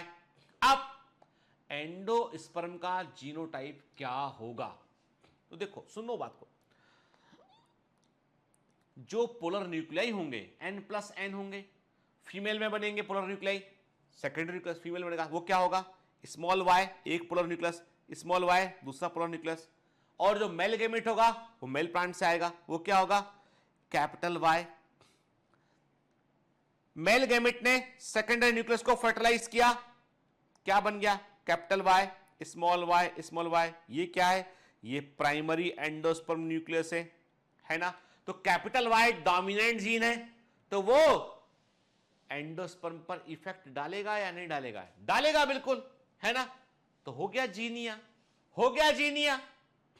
जेनेटिक्स का क्वेश्चन भी बन गया हमसे, हमने पता लगा लिया कि भाई ऐसा है कि यदि मेल का जीनोटाइप है कैपिटल वाई, फीमेल का स्मॉल वाई, तो एंडोस्पर्म का जीनोटाइप होगा कैपिटल वाई स्मॉल वाई। आई बात समझ में? ठीक है, चलिए। तो देखो, ये देख रहे हैं हम पे मोज़ेक एंडोस्पर्म दिखाई पड़ रहा है, और ये जो अलग अलग कलर दिखाई पड़ते हैं, इसके बारे में बारबरा मैकलिंटॉक ने बताया था, जंपिंग जीन से जुड़ा हुआ सब कुछ, अलग कुछ नहीं, बायोलॉजी में सब इंटरकनेक्टेड है आपस में। ठीक है, चलिए अब आते हैं एम्ब्रियो की। तो एंडोस्पर्म की कहानी तो सुनी हमने, अब बारी है एम्ब्रियो की। तो उसने कहा भाई देखो, सिंपल सी बात है, जायगोट ने पहले सब्र से काम लिया। भैया मेहमान घर में यदि तुम्हें खाना खाने बुलाया है या घर में मेहमान है, तो ऐसा थोड़ी ना कि आते साथ की खाना खाएं। उसने सब्र से, उसने कहा बन गए हैं हम जायगोट, रुको खाना बना लो पहले पूरा एंडोस्पर्म बन गया, उसके बाद जायगोट डिवाइड करके एम्ब्रियो बनाएगा। ठीक है, embryo develops at the micropylar end of the embryo. से क्यों माइक्रोपल एंड पे? अरे भैया वहीं तो एग प्रेजेंट था, जहां एग प्रेजेंट था, fertilised egg is the zygote, और जायगोट से क्या बनेगा? एम्ब्रियो बनेगा। ठीक है, जहां जायगोट होगा वहां पे एम्ब्रियो बनेगा। Most zygote divide only after certain amount of endosperm is form. मैंने कहा ना, पहले फूड बनने का इंतजार करेगा। This is the adaptation to provide assured nutrition to the developing embryo. यही तो सारी कहानी सुनी हमने, देखो एनसीईआरटी में लिखा, उसी कहानी को तो समझा हमने, है ना। Clear? Okay. Though the seed differ greatly, the early stage of the embryo development embryogeny are similar in both monocots and dicot. आपको भले ही बीज अलग अलग तरीके के दिखाई पड़े, नारियल का बीज अलग है, गेहूं का बीज अलग है, मटर का बीज अलग है, मक्के का बीज अलग है, आपको सीड अलग अलग दिखाई पड़े, पर एम्ब्रियो बनने की प्रक्रिया उनकी एक समान होती है, मोनोकॉट्स में और डाइकॉट में भी। ठीक है ना। This zygote gives rise to pro embryo, पहले जाइगोट से बनेगा, देखो मतलब जाइगोट डिवाइड हुआ, उससे बनेगा प्रो एम्ब्रियो, उसके बाद बनेगा ग्लोबुलर एम्ब्रियो, उसके बाद बनेगा हार्ट शेप एम्ब्रियो। सुनिएगा ध्यान से बात को, ठीक है। फिर बनेगा torpedo shape embryo, mature embryo बनेगा। ठीक है, एनसीईआरटी ने खुद लिखा हुआ है साफ साफ, उसने कहा देखो भैया ऐसा है कि जाइगोट से पहले। अब आप बोलोगे सर ये प्रो एम्ब्रियो क्या बला है, क्या चीज है? एक्चुअली बेटा क्या होता है, जाइगोट सबसे पहले एक या दो बार डिवाइड करता है। एक बार डिवाइड किया 2 सेल बन गई, 2 बार डिवाइड किया 4 सेल बन गई। अब इसके बाद उन 4 सेल को कैसे आगे डिवाइड करना है, कि उनसे क्या बनना आगे, पूरा एम्ब्रियो का डेवलपमेंट वो 4 सेल डिसाइड करेंगे और फिर एक्चुअल एम्ब्रियो बनना शुरू होगा। ठीक है, जो यहां पर एंजियोस्पर्म के अंदर जो एम्ब्रियो का डेवलपमेंट होता है वो होता है मीरोब्लास्टिक। क्या होता है वो? मीरोब्लास्टिक। आप बोलोगे एक नई टर्म पकड़ा दी आपने हमको, हर बार हम आते हैं एक नया शब्द पकड़ा देते हो आप, तो पकड़ाना पड़ेगा भाई, तब तो काम बनेगा। मीरोब्लास्टिक का मतलब है कि जाइगोट से बना प्रो एम्ब्रियो की कुछ सेल एक्चुअल एम्ब्रियो को बनाएंगी और बाकी की सेल एम्ब्रियो को धकाएंगी। कहां धकाएंगी? एंडोस्पर्म में धकाएंगी, तब तो फूड मिल पाएगा। एंडोस्कोपिक डेवलपमेंट, जरूरत मजबूरी है बेटा, करना पड़ेगा। कि जो प्रो एम्ब्रियो जाइगोट ने डिवाइड किया, कुछ सेल्स को बनाया, उन सेल्स ने डिसाइड किया कि भाई बाकी ये इतनी सेल्स एम्ब्रियो को बनाएंगी, बाकी की सेल जो है धक्का मारेंगी इसको फूड के अंदर। ठीक है ना, तो इसे बोलते हैं हम मीरोब्लास्टिक डेवलपमेंट। जिन प्लांट में ऐसा होता है कि जाइगोट से जितनी सेल बनेंगी सारी सेल एम्ब्रियो में कन्वर्ट हो जाएंगी, होलोब्लास्टिक डेवलपमेंट। लोअर प्लांट्स में होलोब्लास्टिक डेवलपमेंट होता है, हायर में मीरोब्लास्टिक डेवलपमेंट होता है। टर्मिनोलॉजी दिमाग में रखिएगा, जब प्लांट किंगडम पढ़ेंगे तब ये काम आएगा। ठीक है ना? ठीक, चलिए आगे बढ़ते हैं। देखो अब ये एनसीईआरटी ने इमेज दे रखा है बेटा, है ना? जाइगोट है, जाइगोट से क्या बना ये? 2 सेल्ड प्रो एम्ब्रियो बना। ठीक है, फिर ये ग्लोबुलर एम्ब्रियो बना। देखो जाइगोट से 2 cell pro embryo, globular embryo, heart shape embryo, then the mature embryo, या जो कि टॉर्पीडो शेप कहलाता है, टॉर्पीडो एम्ब्रियो शेप बोलते हैं या मैच्योर एम्ब्रियो बोलते हैं। ठीक है ना? ठीक है, सस्पेंसर क्या है? धकाने वाला सस्पेंसर है, धकाने वाला स्ट्रक्चर। कहां धका रहा है? एंडोस्पर्म में धका रहा है, एंडोस्कोपिक डेवलपमेंट। ठीक है ना? क्लियर? ये क्या है? वेसिकुलर सेल या हॉस्टेरियल सेल है, फूड को सक भी कर रही है चारों ओर से बाहर से। ठीक है ना? क्लियर? तो ये हम देख रहे हैं बेटा कि एम्ब्रियो के अलग अलग फेज में। तो हम देखिए ये इमेज को आप दिमाग में रखिएगा बेटा, एग्जाम में लेवलिंग के लिए आ सकता है। ठीक है, क्लियर?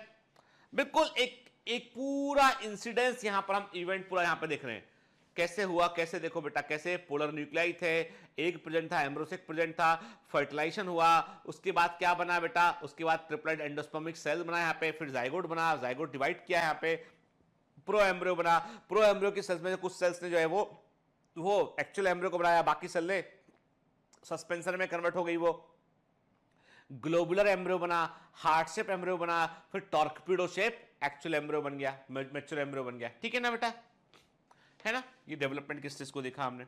देखो अब याद रखना, डेवलपमेंट ऑफ एम्ब्रियो, भ्रूण के विकास के अध्ययन को हम एम्ब्रोजनी कहते हैं। यानी एम्ब्रोजनी मतलब होता है बेटा कि जहां पर हम अलग अलग स्टेप में किस प्रकार एम्ब्रियो बनता है उसको हम समझते हैं। The zygote after a period of rest develops into embryo. Zygote एक विश्राम काल के बाद में एम्ब्रियो में डेवलपमेंट होता है। The process of development of mature embryo from diploid zygote is called embryogenesis. Diploid zygote से एम्ब्रियो बनने की प्रक्रिया को हम एम्ब्रियोजेनेसिस कहते हैं, एम्ब्रियो का भ्रूण का निर्माण कहते हैं। देखिए, है ना? देखिए, है ना? Step by globular, heart shape, ठीक है, and torpedo shape, step by ऐसे एक एक स्टेप करके जो है वो एक्चुअल एम्ब्रियो का फॉर्मेशन यहां पर होता है। ठीक है, क्लियर? डाइकॉट में अब देखो बेटा कुछ चीजें ऐसी हैं जो बियॉन्ड एनसीईआरटी आपको यहां पर याद रखनी पड़ेंगी, बड़ा इंपॉर्टेंट हिस्सा है और एग्जाम में यदि क्वेश्चन यहां से आता है तो क्वेश्चन मानकर चलेगा 90% पॉसिबिलिटी क्वेश्चन बाउंस कर जाएगा वो, इसलिए आपको तैयार रहना उसके लिए। द नॉर्मल डाइकॉट, अब डाइकॉट में एम्ब्रियो डेवलपमेंट की बात करें तो याद रखिएगा, डाइकॉट में एम्ब्रियो डेवलपमेंट का स्टडी हम किस प्लांट में करते हैं? पहला कॉमन क्वेश्चन, आंसर इसका है शेपर्ड पर्स, साइंटिफिक नेम है कैप्सुला बर्सा पेस्टोरिस प्लांट, फैमिली क्रूसीफेरी। एमसीक्यू नंबर 1, ठीक है, याद रखिएगा। ठीक है, डाइकोट एम्ब्रियो डेवलपमेंट का स्टडी हम किस प्लांट में करते हैं? तो उस प्लांट का कॉमन नेम है शेपर्ड्स पर्स, साइंटिफिक नेम है कैप्सुला बर्सा पेस्टोरिस, फैमिली है क्रूसीफेरी के। तो इस प्रकार के चूंकि फैमिली क्रूसीफेरी है और सबसे कॉमन टाइप का डाइकोट एम्ब्रियो डेवलपमेंट का आता है क्रूसीफर टाइप। और भी टाइप मिलते हैं, ठीक है, पर सबसे कॉमन प्रकार का जो एम्ब्रियो डेवलपमेंट डाइकोट में देखने मिलता है वो क्रूसीफर टाइप का होता है। डेवलपमेंट एम्ब्रियो का एंडोस्कोपिक होता है, मतलब जो है एपेक्स इसका डाउनवर्ड नीचे की ओर रहेगा और इसको धकाएंगे कहां पर? एंडोस्पर्म में धकाएंगे नरिशमेंट लेने के लिए, ठीक है। देखिए ना, जब भी कभी जाइगोट डिवाइड करता है तो सबसे पहले प्रो एम्ब्रियो बनता है। प्रो एम्ब्रियो में दो सेल होती है, एक सस्पेंसर सेल होती है, एक एम्ब्रियो सेल होती है। एम्ब्रियो सेल एक्चुअल एम्ब्रियो को बनाती है, सस्पेंसर सेल डिवाइड होकर जो है वो सस्पेंसर का फॉर्मेशन करती है वो, ठीक है। सुनिएगा बेटा, है ना, भले ही आप नोट मत कीजिए, इसको समझ में आती है बात, लेकिन आप सुनिएगा ध्यान से इसको, क्योंकि काम का है बेटा, है ना। क्योंकि आप जब भी एमसीक्यू बुक कोई लगाएंगे ना तो आपको ऐसे क्वेश्चन कई सारे मिलेंगे जो आपको लगा कि यार ये क्वेश्चन तो कहां से आ रहा, बन ही नहीं रहा, सर ने पढ़ा दिया तब भी नहीं बन रहा है, तो आप मेरे को चार बातें बोलेंगे तो वो ठीक नहीं है, ठीक है ना। क्योंकि कुछ क्वेश्चन आपसे नहीं बनेंगे जो पुराने सिलेबस के अकॉर्डिंग है, जो जिपमर में थे, बीएचयू पीएमटी में थे, एएमयू में थे, तो उनको अवॉइड कर देना, ठीक है। जो मैं आपको क्वेश्चन दे रहा हूं डीपीपी में, जो मैं क्वेश्चन आपको दे रहा हूं टेस्ट में, जो मैं आपको परफॉर्मेंस शीट में कंटेंट दे रहा हूं, बेटा वो जरूर कर लेना, क्योंकि वो ऐसा है कि वहां से एग्जामिनर ले सकता है क्वेश्चन, वहां से क्वेश्चन को खींच सकता है एग्जामिनर, तो हम वो रेंज को कवर कर रहे हैं, ठीक है ना। उसके बाहर मत जाइएगा, है ना, ठीक है। मैं कह रहा हूं आपसे first division of zygote is transverse, ठीक है। जाइगोट में पहला डिवीजन होता है ट्रांसवर्स, ऐसा, ठीक है। इससे क्या होता है, एक बनती है टर्मिनल सेल, एक बनती है बेसल सेल, ठीक है। एक बनती है टर्मिनल सेल, एक बनती है टर्मिनल सेल बनती है, और एक बनती है बेसल सेल बनती है। The basal cell divide by transverse division. Basal cell में क्या होता है, ट्रांसवर्स डिवीजन होता है इसमें, तो ये दो सेल बन गया। और टर्मिनल सेल में क्या होता है बेटा, इस टर्मिनल सेल में होता है लॉन्गिट्यूड डिवीजन होता है, तो ये दो बन गई। मतलब ये है क्या, कुल मिला, समझो बात को बेटा। ये था जाइगोट, समझो, डिवाइड किया, दो सेल बन गई, पहला डिवीजन ट्रांसवर्स डिवीजन हुआ, फिर क्या हुआ, ये सेल में, इस सेल में क्या हुआ, इस सेल में हुआ ट्रांसवर्स डिवीजन हुआ, इस सेल में क्या हुआ, वर्टिकल डिवीजन हुआ इसमें, ठीक है। इसमें वर्टिकल डिवीजन और लॉन्गिट्यूडल डिवीजन हुआ इसमें, तो क्या हो गया बेटा, हमने कहा ऐसे बन गया ये, ठीक है। हमने कहा कि ये ट्रांसफर डिवीजन हुआ और ये वर्टिकल डिवीजन ऐसे, तो ये बन गया फोर सेल्ड कंडीशन बन गया। तो ये फोर सेल्ड टी शेप का क्या बन गया अपना प्रो एम्ब्रियो। हमने उल्टा बनाया डायग्राम, इसको पलट दोगे तो टी शेप दिखाई पड़ेगा, तो ये क्या बन गया बेटा, ये बन गया फोर सेल्ड प्रो एम्ब्रियो बन गया। तो डाइकॉट का प्रो एम्ब्रियो होता है फोर सेल्ड, सुनिए, ठीक है। मोनोकॉट में होता है थ्री सेल्ड। अब ऐसा क्यों होता है हम आगे बात करेंगे, ठीक है। ठीक, देखो, एक है, एक से टू सेल बने, टू सेल से फिर जो है फोर सेल बनेगा, देन उसके बाद ऑक्टेंट बनेगा, then globular shape, triangular shape, heart shape, torpedo shape, mature embryo बनेगा। ये पूरा सीक्वेंस यहां पर डाइकॉट एम्ब्रियो डेवलपमेंट का दे रखा है, ठीक है। देखिए, the basal cell transverse division से डिवाइड करती है और ये बनाती है सस्पेंसर बनाती है, 6 to 10 सेल का सस्पेंसर बनता है, ठीक है। The upper most cell of suspensor की सबसे ऊपरी सेल को वेसिकुलर सेल बोलते हैं या हॉस्टरल सेल बोलते हैं, जो फूड को सक करती है। और लोएस्ट सेल को, लोअर सेल को बोलते हैं हम हाइपोफाइसिस कहते हैं, जो आगे चल के रेडिकल और रूट केप को बनाने में रोल प्ले करती है, ठीक है ना, क्लियर। तो हाइपोफाइसिस जो है सस्पेंसर की लोअर मोस्ट सेल होती है, जो बाकी के एम्ब्रियो से जुड़ी होती है, और ये रेडिकल और रूट केप को बनाने में रोल प्ले करती है। सबसे टॉप वाली सेल सस्पेंसर की जो है वो वेस्कुलर सेल या हॉस्टरल सेल कहती है, जो फूड को सक करने में रोल प्ले करती है। देखिए ध्यान से, ये क्या है, ध्यान सुनिए उसके, ये जो है ये क्या बेटा, ये हो गया आपका वेसिकुलर सेल हो गया आपका है। और ये क्या हो गया बेटा, ये देखो, दिख रहे हैं आप इसको, ये वाला ये सेल हो गया, ये उसका हो गया आपका हाइपोफाइसिस सेल हो गया, हाइपोफाइसिस सेल हो गया, इसे हम हाइपोफाइसिस सेल बोलेंगे हम, ठीक है ना, क्लियर है ना। तो ये क्या हो गया बेटा, ये हो गया, मतलब ये, इसका मतलब ये है कि बेसल सेल जो डिवाइड किया उससे सस्पेंस, और सस्पेंसर क्या हो गया बेटा, ये हो गया सस्पेंसर, ये हो गया सस्पेंसर। सुनिएगा, देखिए इतना डिटेल में एनसीईआरटी में नहीं दे रखा है, पर आपको सुनना पड़ेगा, ठीक है। सुनना इसलिए पड़ेगा कि एग्जाम में क्वेश्चन आएगा तो कर तो सके हम इसको, ठीक है। अब मैंने कहा due to differentiation of cotyledon globular embryo become heart shape. जैसे जैसे कोटिलिडन का विकास होगा ग्लोबुलर एम्ब्रियो हार्ट शेप बनेगा, फिर वो टारपीडो शेप हो जाएगा, देन हम उसे मैच्योर एम्ब्रियो बोलने लगेंगे, ठीक है। तो एक डाइकोट एम्ब्रियो में क्या होता है, दो लेटरल कोटिलिडन होते हैं। अब ये कोटिलिडन क्या चीज है, cotyledon are the embryonal leaves, they are the embryonal leaves जो फूड को इकट्ठा कर, दो होंगे डाइकॉट, एक होगा मोनोकॉट बोलेंगे इसके। और ये फूड, ये एम्ब्रियोनल लीफ होती है, इनमें फूड इकट्ठा होता है, और ये फूड किसके काम आता है, डेवलपिंग सीडलिंग, नवजात पौधे के विकास में ये काम आता है, ठीक है।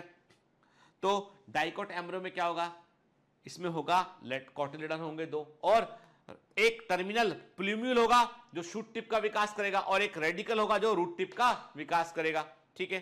क्लियर, देखिए ध्यान से इमेजेस को बड़े ध्यान से देखिए आप। देखो ये है जाइगोट, जाइगोट से टू सेल्ड प्रो एम्ब्रियो बना, उससे क्या हुआ, देखो ये जो सेल डिवाइड की, ट्रांसफर डिवाइड की, ये लॉन्ग टर्म डिवाइड की, फोर सेल्ड प्रो एम्ब्रियो बन गया। देखिए फोर सेल्ड प्रो एम्ब्रियो बन गया। उसके बाद क्या हुआ बेटा, उसके बाद जो है वो मैंने क्या कहा, सस्पेंसर बना, ये वेसिकुलर सेल बन गई, ये हाइपोफाइसिस सेल बन गई बेटा, है ना, ठीक है।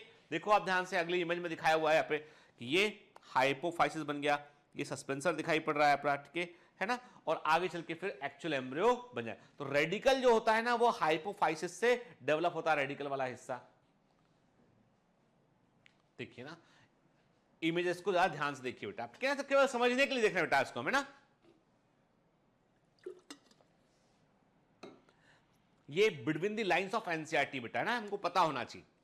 Zygote, terminal cell, basal cell, ठीक है, फोर सेल बन गया। टर्मिनल सेल देखो आप लॉन्ग सेल डिवाइड की, बेसल सेल ट्रांसवर्स डिवाइस की, है ना, सस्पेंसर बना, ठीक है। और एम्ब्रियो देख रहे हैं हम, सस्पेंसर किस तरह को देख रहे हैं, फिर फाइनली क्या देख रहे हैं, फाइनली हम देख रहे हैं कि एक कंप्लीट जो है वो डाइकॉट का एम्ब्रियो बन चुका है, ठीक है। अब देखो एनसीईआरटी में क्या लिखा देखते हैं, a typical dicotyledonous embryo consist of and embryonal axis and two cotyledon. याद रखिएगा एम्ब्रियोनल एक्सिस के लिए साइंटिफिक टर्म होता है टिजेलम, इसे हम टिजेलम कहते हैं। एम्ब्रियोनल एक्सिस के लिए साइंटिफिक टर्म होता है टिजेलम, ठीक है। उस पे दो कोटिलिडन होते हैं, और एक टिजेलम के एक एंड पे होता है रेडिकल, दूसरे पे होता है plumule. The portion of embryonal axis above the level of cotyledon, के कोटिलिडन के इस लेवल से ऊपर वाला हिस्सा है ना, जो एम्ब्रियो का टिजेलम है, टिजेलम का वो हिस्सा जो कोटिलिडन के लेवल से ऊपर होता है उसे हम इपिकोटाइल बोलते हैं, ठीक है। जिस जो विच टर्मिनेट विद द प्लूम्यूल और शूट टिप। इपिकोटाइल के सिरे पे क्या होता है, देखो कोटिलिडन से इपी मतलब ऊपर, हाइपो मतलब नीचे के, जो कोटिलिडन से ऊपर उभरा हुआ हिस्सा दिखाई पड़ता है एम्ब्रियोनल एक्सिस का, उसे हम इपिकोटाइल कहते हैं, और उसके ऊपर शूट टिप होता है, प्लूम्यूल होता है, ठीक है, स्टेम टिप। जबकि वो हिस्सा जो कोटिलिडन के निचले हिस्से पे होता है, एम्ब्रियोनल एक्सिस पे नीचे दिखाई पड़ता है, उसे हाइपोकोटाइल कहते हैं। और इसके लोअर एंड पे क्या होता है, रेडिकल या रूट टिप हमको देखने मिलता है। और रूट टिप के ऊपर क्या होता है, रूट के प्रेजेंट होता है, ऑलरेडी जानते हैं अच्छे से हम, ठीक है। देखिए प्लूम्यूल, एम्ब्रियोनल एक्सिस, टिजेलम क्या है, ये है टिजेलम, देखा ये हो गया आपका, ये देखा आप, ये पूरा आप क्या देख रहे हो, ये है टिजेलम, ये हो गए देखो आप, ये दिखाई पड़ रहे हैं कोटिलिडन आपको, ये कोटिलिडन है, ये कोटिलिडन है के, और ये हम इसको एक्सिस को ऐसा बना ले, यहाँ पे हम ऐसे बना ले रॉड शेप, ठीक है। तो हमने क्या कहा, हमने कहा जो उभरा हिस्सा ऊपर दिखाई पड़ रहा है ये क्या है बेटा, ये प्लूम्यूल है। ये क्या कहलाता है अपना, ये हिस्सा इपिकोटाइल, ये ऊपर का हिस्सा इसका इपिकोटाइल है, नीचे वाला हिस्सा क्या इसका वो हाइपोकोटाइल, नीचे वाला हिस्सा इसका हाइपोकोटाइल है, ऊपर वाला इपिकोटाइल है। इपिकोटाइल यहाँ पे खत्म हुआ, वहां प्लूम्यूल है, और हाइपोकोटाइल यहाँ पर प्रेजेंट है, यहाँ पे रेडिकल प्रेजेंट है, और रेडिकल के ऊपर क्या प्रेजेंट है, रूट केप पाया जाएगा इसमें, ठीक है, क्लियर। चलिए आगे बढ़ते हैं इसमें हम। अब मोनोकॉट की बात करें हम, तो मोनोकॉट में अगेन वही बात है कि मोनोकॉट एम्ब्रियो की स्टडी आप किस प्लांट में करेंगे, ये बड़ा कॉमन क्वेश्चन एग्जामिनर करके। तो मोनोकॉट एम्ब्रियो डेवलपमेंट की स्टडी करते हैं बेटा सेजिटेरिया प्लांट में, ठीक है। इसके अलावा लुजुला फ्रॉस्टर प्लांट भी हम यूज करते हैं, ठीक है। तो सेजिटेरिया प्लांट में हम जो है वो मोनोकॉट एम्ब्रियो डेवलपमेंट की स्टडी करते हैं। मोनोकॉट और डाइकॉट एम्ब्रियो डेवलपमेंट की शुरुआती अवस्थाएं एक जैसी होती है, लेकिन बाद में इनमें अंतर आता है। याद रखिएगा, यहां पर सस्पेंसर जो है मोनोकॉट में सस्पेंसर सिंगल सेल होता है और ये फूड को सक करने वाला होता है, और जो कॉटिलिडन संख्या में एक होता है जो शील्ड के समान होता है, शील्ड के शेप का होता है, इसे हम स्कूटेलम कहते हैं। और इस बारे में ऑलरेडी हमने मॉर्फोलॉजी ऑफ फ्लावरिंग प्लांट में बात किया हुआ है। ठीक है, देखिए ना, ये हम सेजिटेरिया के अंदर एम्ब्रियो डेवलपमेंट देख रहे होते हैं बेटा। यहाँ पे के तो यहाँ पे हमें देखो बेसल सेल, टर्मिनल सेल, फिर बेसल सेल जो है वो देखो बेसल सेल में आप देख रहे हो लॉन्गिट्यूडनल डिवीजन नहीं हुआ, यहाँ पे हम देख रहे हैं बेसल सेल जो ट्रांसवर्स डिवीजन हुआ ना लॉन्गिट्यूडनल डिवीजन हुआ। बेसल सेल वेसिकुलर सेल में कन्वर्ट हो जाती है यहाँ पे। ठीक है, सिंगल सेल सस्पेंसर बनता है यहाँ पे, और उसके बाद टर्मिनल सेल जो है वो ही डिवाइड करेगी और पूरा एम्ब्रियो टर्मिनल सेल से बना होता है यहाँ पे। ठीक है ना, ठीक। फिर एम्ब्रियो ऑफ, एनसीईआरटी क्या लिखता है, embryo of monocotyledons possess only one cotyledon, केवल एक कोटिलिडन होगा। ग्रास फैमिली मतलब ग्रैमिनी की बात करते हैं, इस कोटिलिडन को हम स्कूटेलम कहते हैं, that is situated towards one side, एक तरफ होता है एम्ब्रियोनल एक्सिस में। डाइकॉट सीड का स्ट्रक्चर हमने मॉर्फोलॉजी ऑफ फ्लावरिंग प्लांट में देखा हुआ है, एक तरफ पूरा का पूरा कोटिलिडन होता है जो शील्ड शेप का होता है। ठीक है, और उसके ऊपर तरफ फिर एंडोस्पर्म इकट्ठा होता है। At the lower end, the embryonal axis has the radical and root cap enclosed in an undifferentiated sheath called coleorhiza। मैंने कहा था कि मोनोकॉट एम्ब्रियो में बेटा जो है, हमने ऑलरेडी देखा मोनोकॉट की सीड में कि मोनोकॉट में एम्ब्रियो में रेडिकल के ऊपर प्रोटेक्टिव कवरिंग होती है, इसे कोलियोराइजा कहते हैं, और प्लूम्यूल के ऊपर जो कवरिंग होती है उसे हम कोलियोप्टाइल कहते हैं। क्या बोलते हैं? कोलियोप्टाइल कहते हैं। ठीक है, देखिए ध्यान से, इंपॉर्टेंट फिगर बेटा याद रखिए करके। शील्ड शेप का आपको कॉटिलिडन दिखाई पड़ रहा है, एक सिंगल कॉटिलिडन है शील्ड शेप का, उसे स्कूटेलम कहते हैं। ठीक है, फिर क्या देख रहे हो आप देख रहे हो कि आपको शूट एपेक्स जो प्लूम्यूल है, प्लूम्यूल के ऊपर आपको कवरिंग दिखाई पड़ रही है, उसे हम कोलियोप्टाइल कहते हैं। ठीक है, फिर रेडिकल के ऊपर कवरिंग दिखाई पड़ रही है, उसे हम कोलियोराइजा कहते हैं। तो रेडिकल के ऊपर कवरिंग को दिखाई पड़ रही है, उसे हम कोलियोराइजा बोल रहे हैं, उसको हम ये दिखाई पड़ रहा है। और मोनोकॉट एम्ब्रियो में जो मेनली फूड, मोनोकॉट के सीड में जो मेनली फूड इकट्ठा होता है वो एंडोस्पर्म के अंदर होता है। यहां क्योंकि यहां पे कॉटिलिडन सिंगल होता है और शील्ड शेप का होता है। ठीक है, the portion of embryonal axis above the level of the attachment of scutellum is the epicotyl. तो मैंने आपसे कहा कि यहां पर क्या होता है बेटा, यहां पर भी वही बात है कि जो स्कूटेलम है कॉटिलिडन से ऊपर का जो हिस्सा है उसे हम इपिकोटाइल बोलते हैं। ठीक है ना, इपिकोटाइल पर शूट एपेक्स होता है, लिप प्रिमोडिया देखने मिलती है हमको यहाँ पे, और कोलियोप्टाइल देखने मिलता है बेटा। सिंपल सी बात है, शूट एपेक्स के ऊपर एक छोटा सा लीफी स्ट्रक्चर होता है जो शूट एपेक्स को कवर करता है, और उसे हम बोलते हैं कोलियोप्टाइल कहते हैं उसे हम। ठीक है, अब कुल मिलाकर ये है कि हमें ये टेबल बेटा बनानी पड़ेगी ताकि हम कंफ्यूज ना हो जाएं, याद रखें चीजों को। जितनी जानकारी मैंने दी ना वो सब संक्षेप में इस टेबल के अंदर के देखो। ठीक, नंबर ऑफ मिस प्रिंटिंग है, ठीक, नंबर ऑफ कॉटिलिडन के गलती के लिए क्षमा चाहते हैं आपसे, हम इसको हम ठीक कर देते हैं। ठीक है, नंबर ऑफ कॉटिलिडन। ठीक है, दो कॉटिलिडन होते हैं डाइकॉट एम्ब्रियो में जो एम्ब्रियोनल एक्सिस पे टिजिलम पे जुड़े होते हैं। मोनोकॉट में एक कॉटिलिडन होता है जो एम्ब्रियोनल एक्सिस पे जुड़ा होता है। प्लूम्यूल की पोजीशन डिस्टल एम्ब्रियो में दूरस्थ होती है, डिस्टली होती है, टॉप पे, चूंकि क्या वो टॉप पे, देखो क्या बोल रहा हूं मैं, कह रहा हूं आपसे कि यहां पे पोजीशन डिस्टली होती है, वो एक्सिस के टॉप पे होती है, बीचों बीच होती है।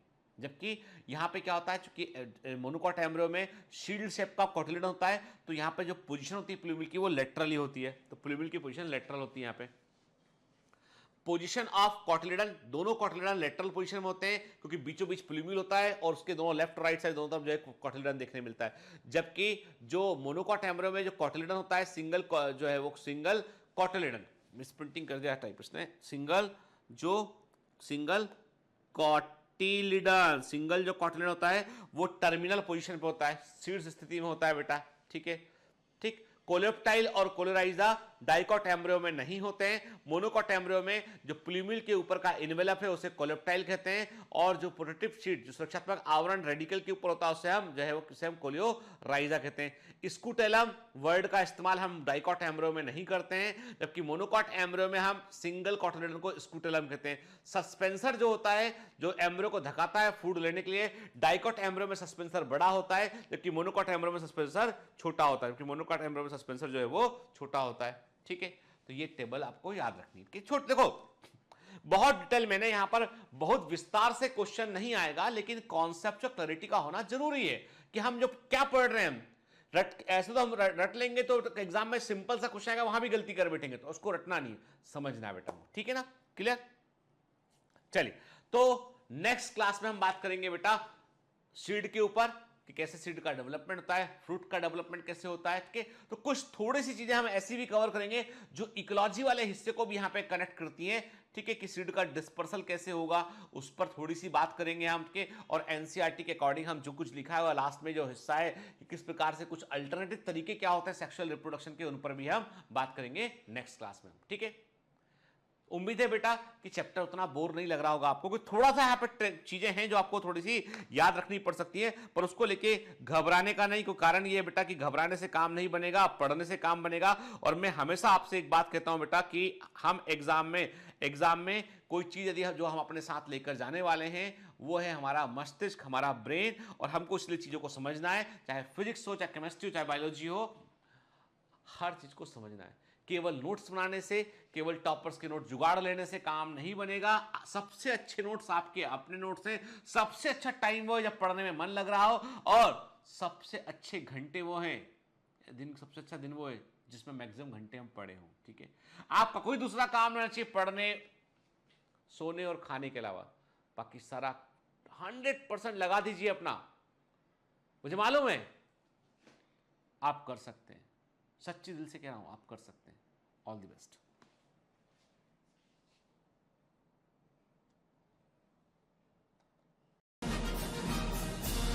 Hi. To become an official commando of Biomentors, join us at www.biomentors.online. Here you can solve daily practice papers, an online test.